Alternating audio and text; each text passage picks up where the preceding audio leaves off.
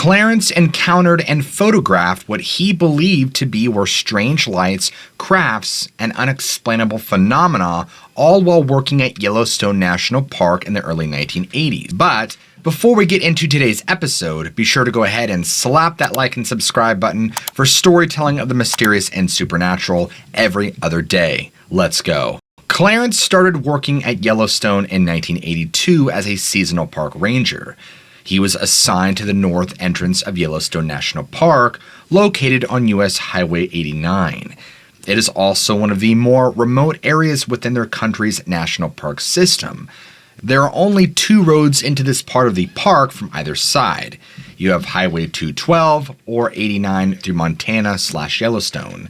The area is also home to the largest concentration of grizzly bears in North America, and it's not exactly uncommon for them to wander into campgrounds or even ride up onto Highway 89 looking for food.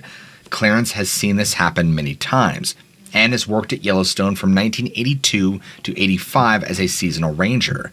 His first assignment was working out of the North Entrance Station. He was a seasonal ranger for the first 2 years and then promoted to a full-time permanent status in 84. In 85, he was transferred to the west entrance of Yellowstone, located on the 191. Here, he worked at this location for another 2 years before transferring back to the North Entrance Station in 87. In 88, he transferred again, but this time, it was a permanent transfer from Yellowstone to the Grand Teton National Park. He had worked at Grand Teton for another couple years before retiring from the Park Service altogether and moving to Oregon, where he currently resides. However, during his time as a ranger in his early days, things really began to happen. He went on to claim that the first couple of years were pretty uneventful for the most part. However, in 1984, he had worked the graveyard shift, which for him was about 11 p.m. to 7 a.m. at the North Entrance Station. One night, while he was doing his rounds, something strange happened that would change everything. It had been a pretty quiet evening. He had seen a few cars here and there entering the station, but nothing really out of the ordinary. He was walking down one of the campground loops when something caught his eye in the sky above. He looks up and sees this bright orange light moving and drifting across the sky. It was traveling to and from, changing shape and morphing as he came across it. It was just kind of lazily making its way across the sky. The spectacle was so incredible, he was able to take out his Polaroid and pop a couple of pictures of it with his camera. And this image is probably the best of what he has that night.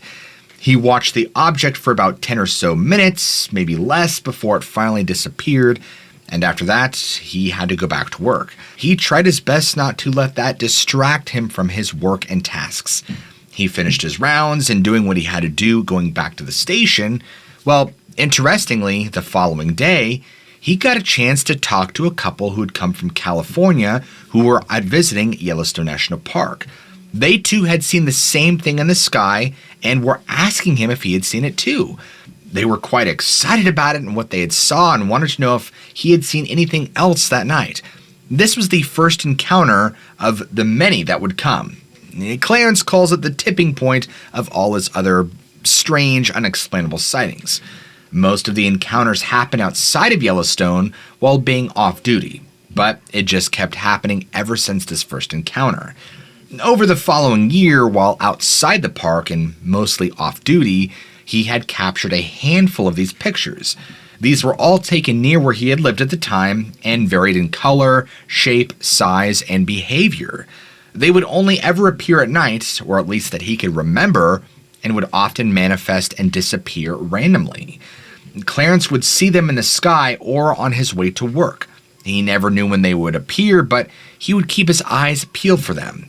He's kept these pictures for a long time, but now with so much information on UFOs and pictures available, they're a dime a dozen. While he could not capture every UFO sighting that was possible, he was able to get a handful. However, these things did not stop showing up. It would keep happening and happening for years to come. Going back to his job while working at Yellowstone, he was again working the graveyard shift, the 11 p.m. to 7 a.m. at the North Entrance Station. and would continue, again, to have strange things happen to him that just don't make sense. He went on to elaborate that, for example, he would hear strange noises in the middle of the night or see lights moving around in the trees.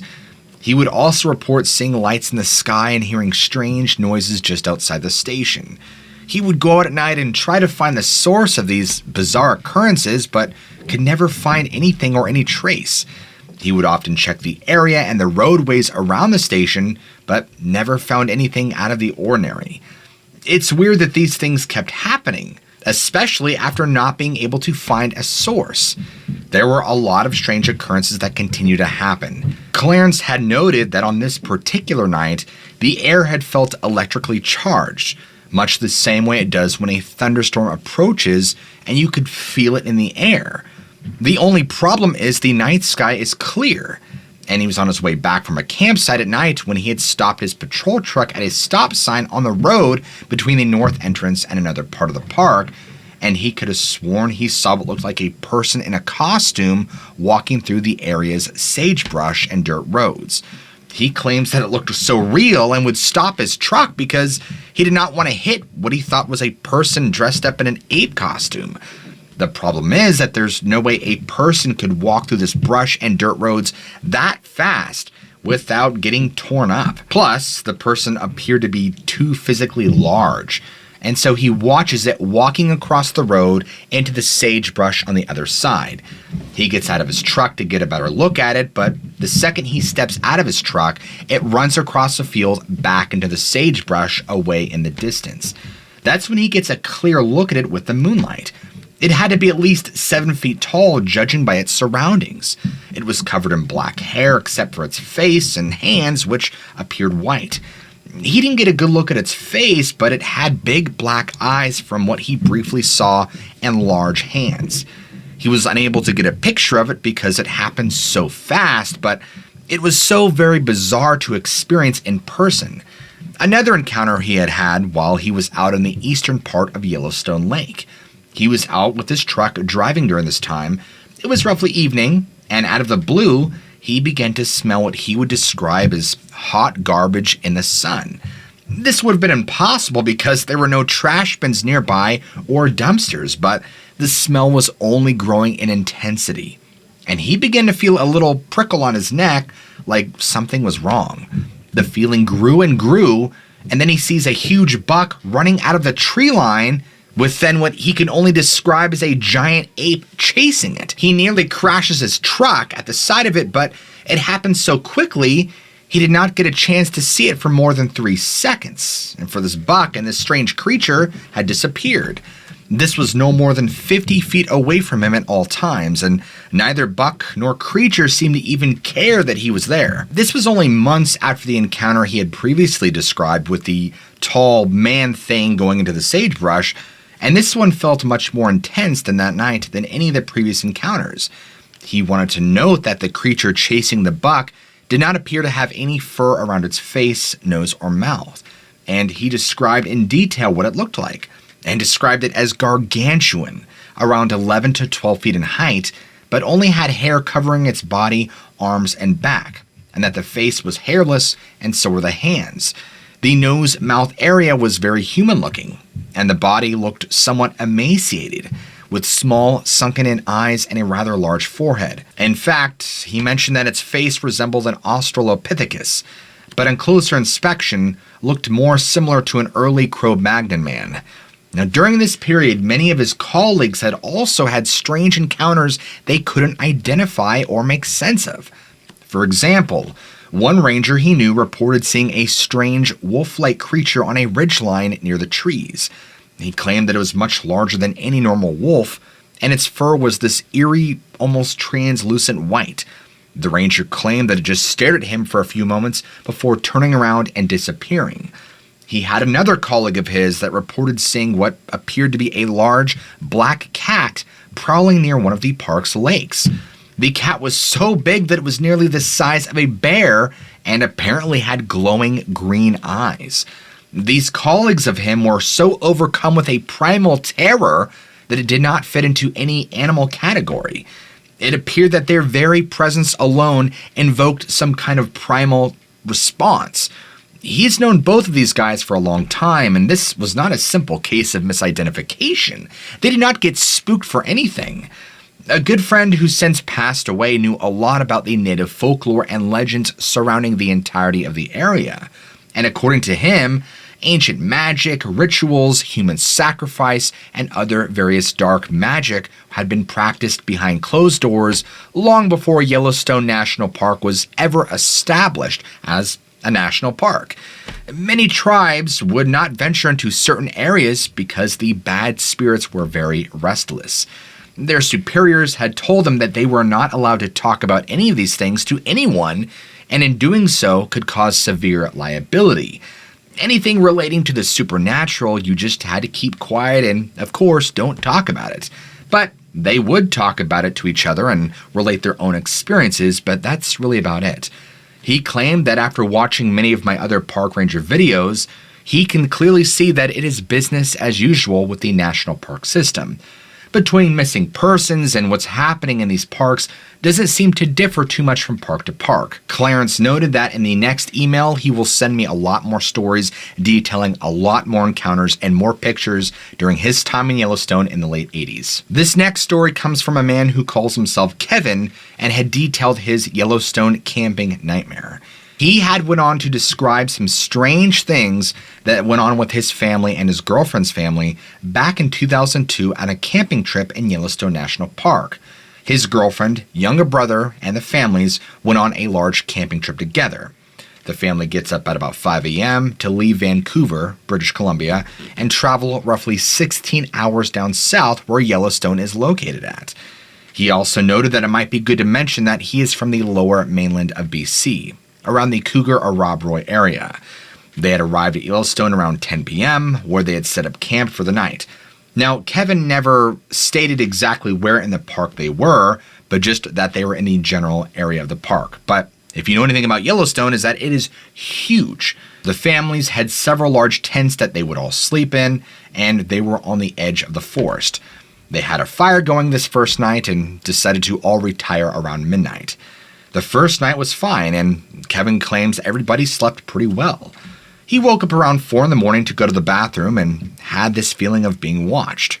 Not too strange, but a little uncomfortable.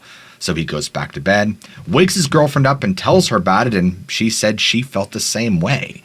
Little did they know, that was only a precursor of the experiences to come.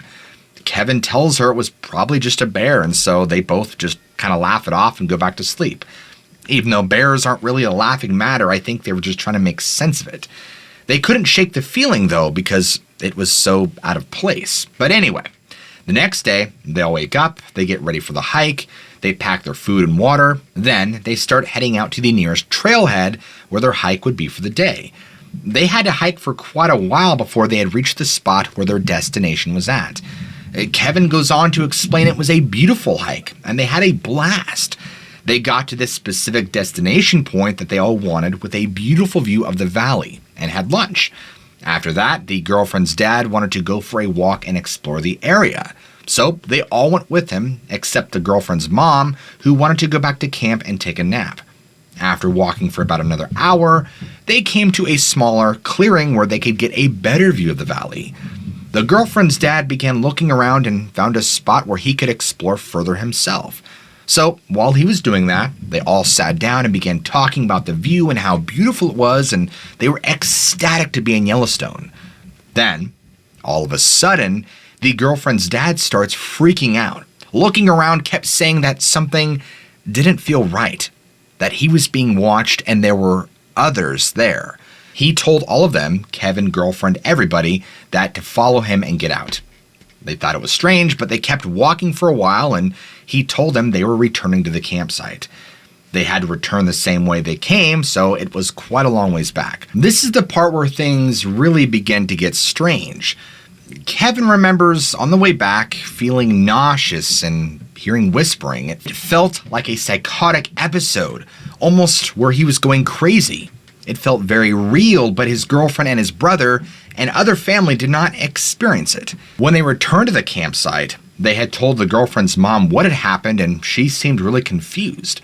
She thought they were playing a trick on her because of what they were telling her, but Then come to find out that several of them had also heard strange noises and whispering sounds, included with the nausea. None of it could be explained. It wasn't food poisoning, so what else could it possibly be? It was so strange, and they had a big discussion about it and decided to return the following day. But before they would go back to that hike, of course, they played it safe the rest of that day and hung out at the campsite and tried not to do too much. And of course, that night things got weird as well. By the time they had made a huge fire and hung out and talked, he remembers feeling like whatever it was, that it wanted to hurt them. Kevin explains that's just the vibe he got, and he couldn't explain why he felt that. Part of him thought it was a person, but the sounds didn't sound right. The way its breathing was, how labored it was, it's hard to explain. Anyway, the next morning, everyone complained of having a terrible night of sleep and that it was exceptionally colder than the first night. On this day, their initial plans were to redo the same trailhead, but they decided to try a different trailhead. So they packed up and headed out, and on the way to a different destination, Kevin now gets the same feeling of being watched. And within a few hours in the early afternoon, he began to experience intense auditory and visual hallucinations that he couldn't even begin to describe in full detail. Being tall and having long flowing hair, but no face or facial features. He remembers being terrified and wanting to scream, but physically could not. Like his whole body had seized up and was frozen and could not move. It was strange because it felt like a dream, but he was awake the entire time. And there's times that he would look over to his brother to try and grasp whatever reality he was in, and he claims his brother had a skeleton-like face with no skin. His face was white and had no eyes. These hallucinations would come and go. And to his knowledge, there was nothing in the air that would be poisonous or could potentially cause these things to happen. This did not happen to anyone else other than him. His girlfriend would later tell him that she too would get these episodes where she would sweat really badly, like she felt like she was in grave danger, even though they were just casually strolling through on their own hike.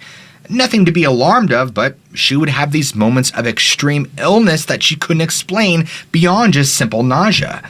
Of course, this went on and off the entire day until that night when Kevin swears he heard something outside of their tent like the past couple nights. And what he had experienced was something far worse than either night. Sometime during the night, it sounded like something really heavy was now outside their tent. Kevin immediately guessed a bear, but the only problem with that is that he heard it walking on two legs. You could hear the shuffling of feet and the faint whisper sounds of a language he did not understand. The voice he described was deep and raspy. Never heard anything like it, and it scared him to death. Then, everything would go quiet for a while, and he could not sleep because of how terrified he was. He'd say no more than an hour had gone by, and he starts hearing this person or thing begin calling his name faintly from deeper in the tree line. The problem here is that it was imitating his girlfriend's voice, and she was sleeping right next to him. So he nudges her awake and tells her, "Listen." She hears the voice too, and it sounds just like her, but it was now distorted like somebody was playing it on an old tape machine. He goes on to say that he doesn't think he's ever been so scared in his life. Eventually, the sounds stop, and he doesn't recall either of them sleeping that night. When the morning finally came, her father had become very ill. Long story short, the entire family decided to cut the trip short by a day and head back. And Kevin recalls never being so happy to ever leave a place earlier in his life. While he can't exactly say this was a ghost or a spirit or even the paranormal, all these events were very strange and entirely unexplained. The Yellowstone Whispers. For hundreds of years now, the natives all over the region have spoken of bizarre noises. Even in the 1800s and before, early settlers reported hearing them. They can be described as a musical humming or even a whining sound. There doesn't seem to be a discernible source where the noises are coming. It's as if the very air itself is admitting this. There have been even more disturbing descriptions like metal cables clashing together, ethereal organ music, a mass swarm of bees, or even the strumming of a harp. In contrast, there are many different sounds and interpretations of sounds, and the fact that there are so many reports of hearing them is disturbing and could potentially lead to supernatural conclusions. What makes it strange is that these odd sounds are typically heard on windless days, often in winter. While there isn't a set formula to be able to hear them, people have reported them lasting up to 30 seconds, and they appear between the early hours of dawn and around 10 in the morning. They are also reported as crescendoing in intensity until a sudden stop. Many who have heard them report a strange sense of foreboding and even dread. It's clear that whatever these supernatural phenomena are, it doesn't seem good. Going back to the year of 1872 was the very first written account of the mysterious noise in Yellowstone. This was the same year that Yellowstone was established, and during the Hayden expedition, one member, the name of F.H. Bradley, had heard the sounds and could not discern what they were coming from. He described them as coming from the sky over the lake and described them verbatim. While getting breakfast, we heard very few moments a curious sound, between a whistle and a hoarse whine, whose locality and character we could not at first determine. Later, in 1892, a biology professor named Edwin Linton also had wrote down his account of the strange noises while on a U.S. Fish Commission project. This is what he wrote. It seemed to begin at a distance and grew louder overhead where it filled the upper air and suggested a medley of wind in the tops of pine trees and telegraph wires. The echo of bells after being repeated several times, the humming of a swarm of bees, and 2 or 3 other less definite sources of sound. It appeared to be a somewhat faint, reverberating sound characterized by a slight metallic resonance. It does not stop there, though. A book published in 1895 called The Historical and Descriptive details of these strange, mysterious sounds. This book is a journal by an Army Corps of Engineer captain. This particular engineer, who went by the name of Hiram Martin Chittenden, was responsible for building bridges and roads within the park. This is his exact description verbatim. A singular and interesting acoustic phenomenon of this region, although rarely noticed by tourists, is the occurrence of strange and indefinable overhead sounds. They have long been noted by explorers, but only in the vicinity of the Shoshone and Yellowstone lakes. They seem to occur in the morning and to last only a moment. They have an apparent motion through the air, the general direction noted by writers from north to south. They resemble the ringing of telegraph wires or the humming of a swarm of bees, beginning softly in the distance, multiplying until directly overhead, and then fading rapidly in the opposite direction. Included were other various eyewitness accounts of these strange noises. One is a scientist by the name of S.A. Forbes, who explained that it sounded like a telegraph wire clanging together, or even voices whispering to each other overhead. He even used the term bewitching, which is disturbing. While eyewitness descriptions can wildly vary, there seems to be a continuity in that there isn't an exact source of the noise, nor is it like anything anyone has heard. For any of you who claim that these sounds can be easily explained, Mr. Edwin Linton, the biology professor, claims that the sounds were quickly recognized and not likely to be mistaken for any other sounds in these mountains. Especially when you have hardened and seasoned guides like Elwood Hoffer, who described these sounds as the most strange he's ever heard in all of his days mountaineering. Now, I will say this. Having a mountaineer say that adds a lot of validity to the phenomena. Someone who spends a lot of their life in this environment and has never heard these before, nor can they find an explanation, is downright creepy. Unfortunately, Chittenden or any other eyewitnesses could never find a rational explanation for what was happening. These reports had continued into the 20th century when more and more eyewitnesses would come forward in detail with their strange accounts.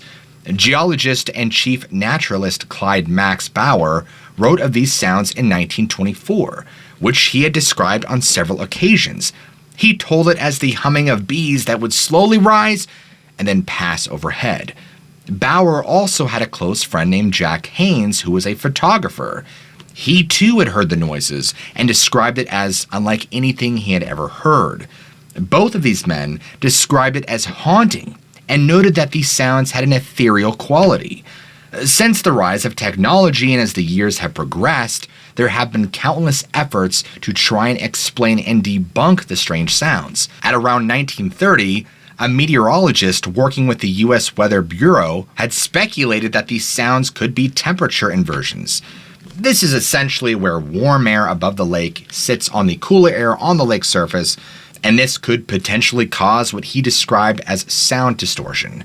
This could possibly amplify or distort far-off noises like that of geysers, for example.